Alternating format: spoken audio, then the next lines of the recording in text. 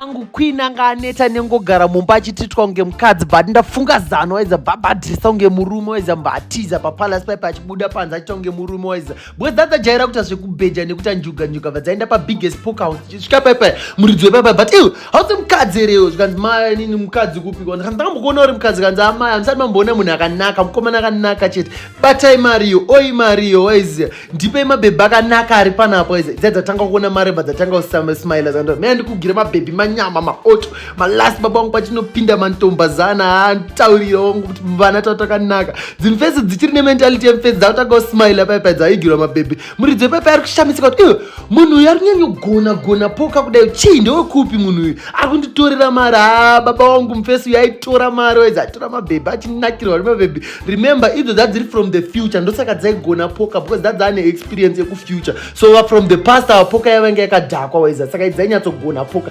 nakirwa nelife mira umbonzwa zvadzaiita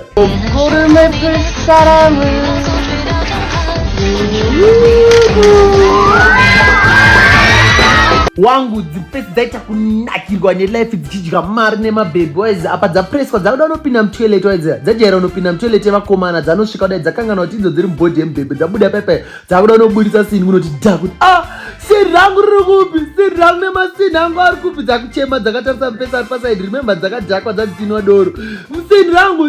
rari apa papasina siri rangu hameno chii chiri kuitika masini angu nesini rangu hapana waiza dzakunoudza mupesi ya dzichichema dzakumurova pashoulder vaiba kuti ukonewe ukonenina masini angu handisi kumaona handisi kuziva chii mupesi yanga ari pasaidi akutoshungurudzika chichi kuitika dzakubuda mutoilet dziita kurwadziwa kuti masini angu mwari masini angu mwari waiza dzaishungurika dzakadzadza kusvika paextend yekuti dzaiti dzikaona mumwe king ane mumwe mubhebhi waiza dzaita kurwadziwa kuti mani waiza daigona kungowa disturb vari pakati pekutaura dzava disturb kuti aimbomirai zvamuri kuita waiza because apaiti dzaida kudzokera waiza dzaida kudzokera kufuture waiza saka dzakufunga ndoita sei manje kuti ndifadze queen waiza afadza queen ari pamusoro pake waiza aikwanisa kungomufadza